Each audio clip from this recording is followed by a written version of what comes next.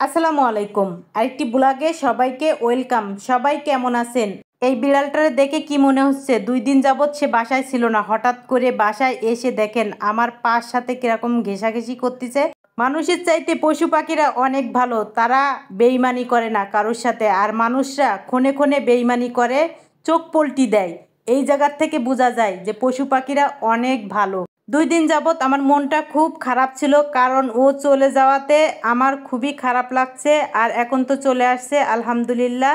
যাই হোক, যেহেতু বাসায় চলে আসছে আর ও অনেক ক্ষুধার্ত ছিল, তাই তাকে খেতে দিতে হবে। তাই আমি এখানে তাড়াহুড়া করে ভাত বসাই দিলাম। আর ওর জন্য মাছ থাকে, সেই মাছটা আমি রান্না করে নিলাম।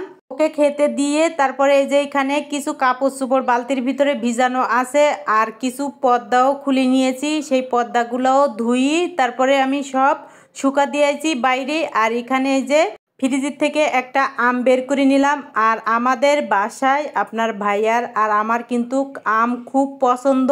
আর দেখতে দেখতে আমের সিজনও শেষ হয়ে যাচ্ছে। আমের সিজন আসলেই বেশি আমই খাওয়া হয় আমাদের বাসায়। আর এই তো খাওয়া দাওয়া শেষ করার পরে এখন হলো বিকেল। ছেলের কাছে গেছিলাম মাদ্রাসায়। আর আসার সময় দেখি এত সুন্দর আকাশটা দেখে আমার তো কী যে ভালো লাগতেছিল। আর ক্যামেরায় কিন্তু কত ভালো বোঝা যাচ্ছে না, বাস্তবে অনেক সুন্দর লাগতেছিল। তারপরে বাসায় আসার পরে দেখি যে ও লম্বা একটা ঘুম দিয়েছে, ফ্রেশ। আর দেখেন এখন চেহারাটা কত সুন্দর টলটলা লাগতেছে। যাই হোক, এখন হলো সন্ধ্যাবেলা। আর এখন ঝটপট করে আমি একটু নরম করে খিচুড়ি রান্না করব। তাই এখানে রেগুলার ভাতের চাউল আর ডাউলটা ধুয়ে নেওয়ার পরে এখানে কাঁচামরিচ পেঁয়াজগুলোও কেটে নিচ্ছি। আজকের ভিডিওটা কিটা কোন জায়গা থেকে দেখতেছেন অবশ্যই কমেন্টে জানাবেন। যদি ভালো লাগে তাহলে পেজটাকে ফলো করবেন, চ্যানেলটাকে সাবস্ক্রাইব করবেন এরকম সুন্দর সুন্দর ভিডিও পাওয়ার জন্য। এই তো সব মশলা দিয়ে তারপরে আমি খিচুড়িটা হাতে একটু মাখিয়ে নিচ্ছি। মাখিয়ে নেওয়ার পরে তারপরে এই তো চুলার উপরে বসাই দিলাম। এখন আমি কিছুক্ষণ নাড়াচাড়া দিয়ে তারপরে কষাই নিব ভালো করে। তারপরে পরিমাণ মতন পানি দিয়ে ঢাকনা দিয়ে দিলাম। তারপরে এই যে 80% সিদ্ধ হয়ে গেলে এখানে কিছু মুরগির মাংস দিয়ে দিলাম।